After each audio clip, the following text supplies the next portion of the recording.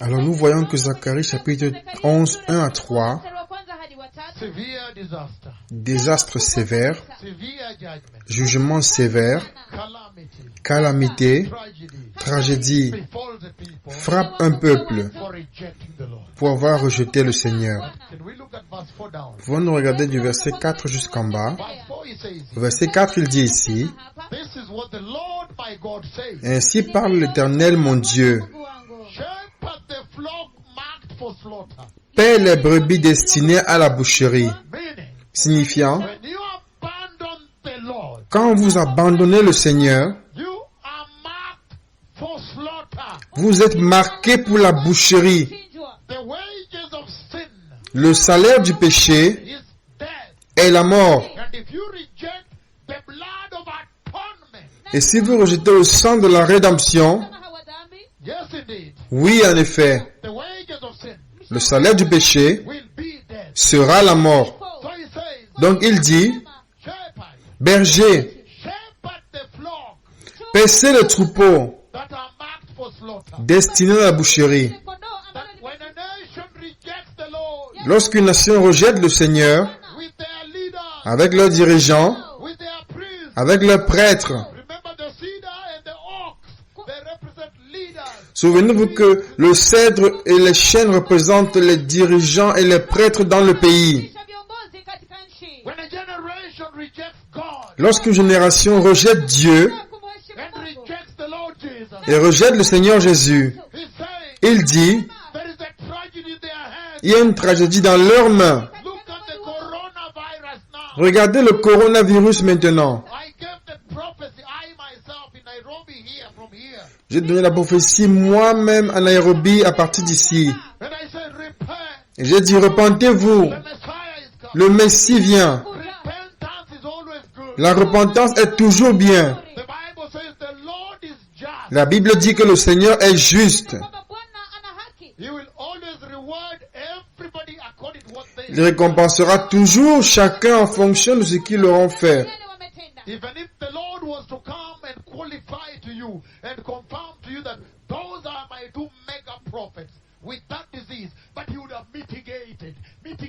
Même si le Seigneur devait venir avec cette maladie, vous qualifier et vous confirmer que ce sont mes 2 méga prophètes, mais il aurait atténué, réduit.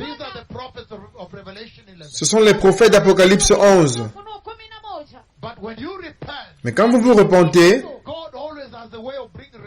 Dieu a toujours une façon d'apporter le pardon. Mais lorsqu'une génération rejette Dieu, ils sont marqués pour la mort. Ce n'est pas étonnant qu'il y ait des cadavres partout.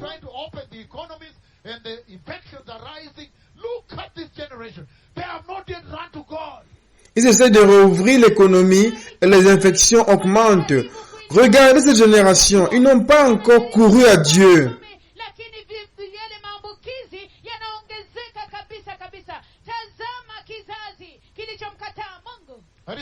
Et il dit, verset 4,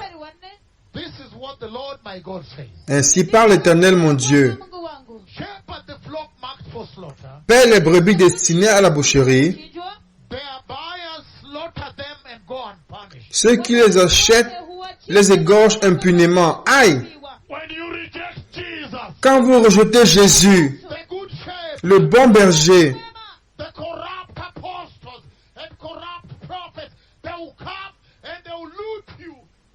les apôtres corrompus et les prophètes corrompus, ils viendront et ils vous exploiteront. Ils vous exploiteront. Les faux prophètes sont prêts. Quand vous rejetez le vrai berger, alors le faux berger est toujours prêt. Il dit, moi je suis prêt. Ils diront qu'ils sont prêts. Ils entreront en scène. Quand vous rejetez le message de la repentance et la sainteté que j'apporte à la terre,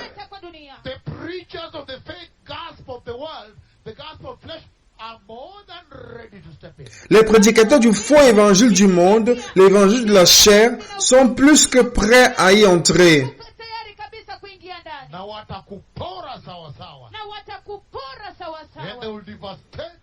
Et ils vous dévasteront proprement. Donc il y a beaucoup ici. Il dit, ceux qui les achètent les égorgent impunément. Les scandales du péché sexuel que vous voyez dans l'église.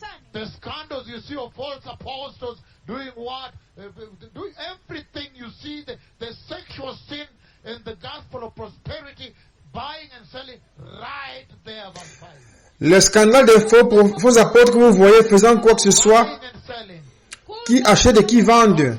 Verset 5. Voilà. Et il dit, celui qui les vend dit, béni soit l'Éternel, car je m'enrichis. Il dit, et leurs pasteurs ne les épargnent pas. Il les dévore. Verset 6, il dit,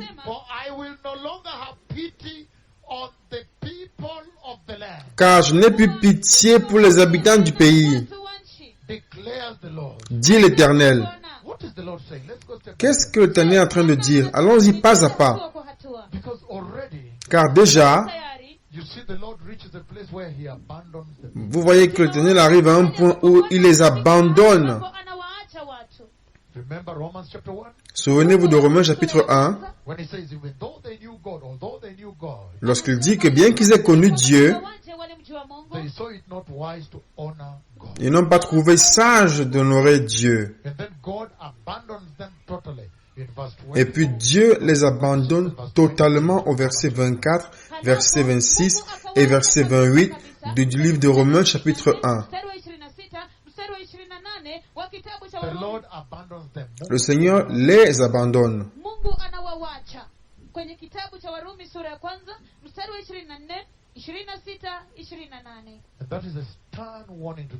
Et cela est un sérieux avertissement à cette génération.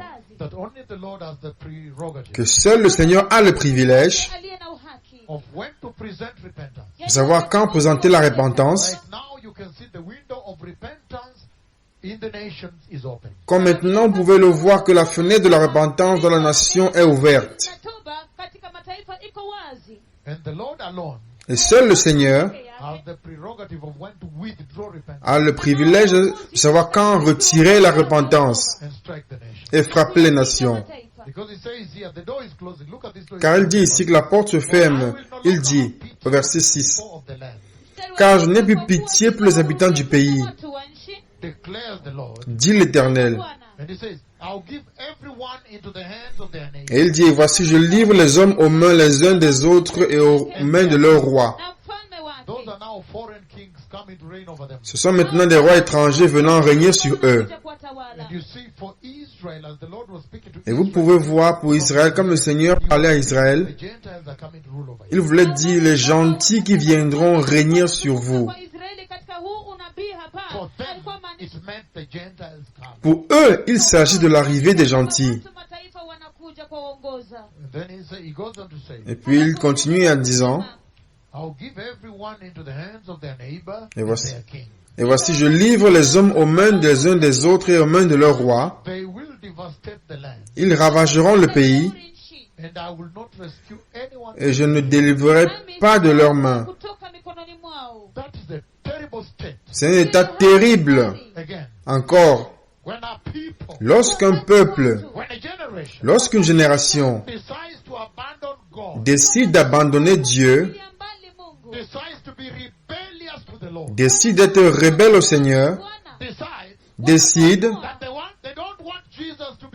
qu'ils ne veulent pas que Jésus soit leur chef, ils ne veulent pas l'agneau, le seul agneau que Dieu a donné pour la rédemption, à cause de la chute d'Adam et d'Ève. Il donna l'agneau. Et quand une génération dit, ou une nation décide qu'elle ne veut pas le Seigneur, ils ne veulent pas Jésus, ils ne veulent pas la sainteté de Jésus, Lorsqu'une église décide qu'ils ne veulent pas la repentance, ils ne veulent pas le sang de Jésus, qui en effet est la repentance. Ils ne veulent pas la sainteté. Ils ne veulent pas la justice. Il vient un temps où Dieu retire maintenant la repentance.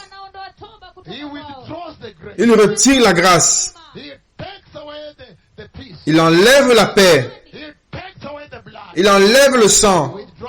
Il retire l'agneau.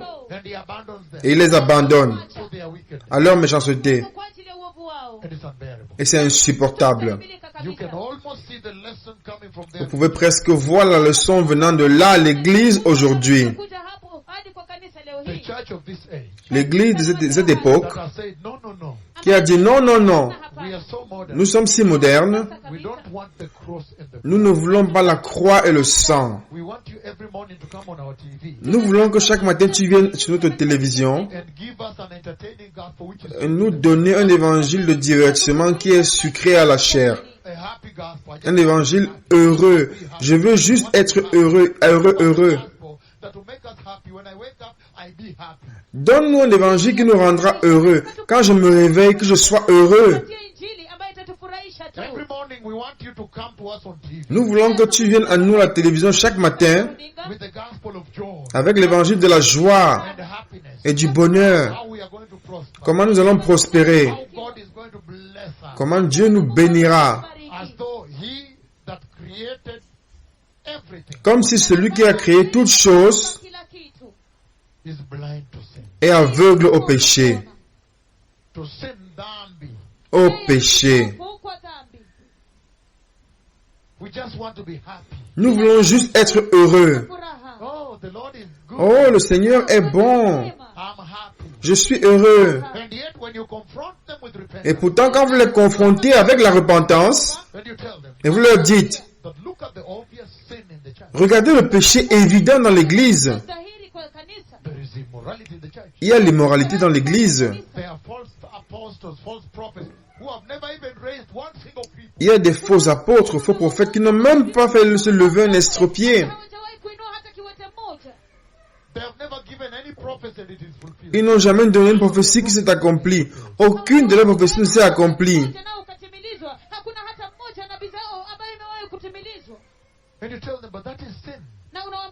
Et vous leur dites, mais c'est le péché. Vous ne pouvez pas vous soumettre à la déception et la fausseté. Si vous leur dites, soyez saints, car sans la sainteté, personne ne verra le Seigneur. En ce moment, il retourne en arrière.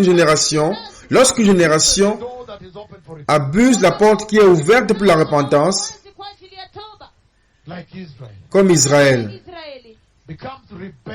qui devient rebelle, comme l'église d'aujourd'hui, la génération d'aujourd'hui.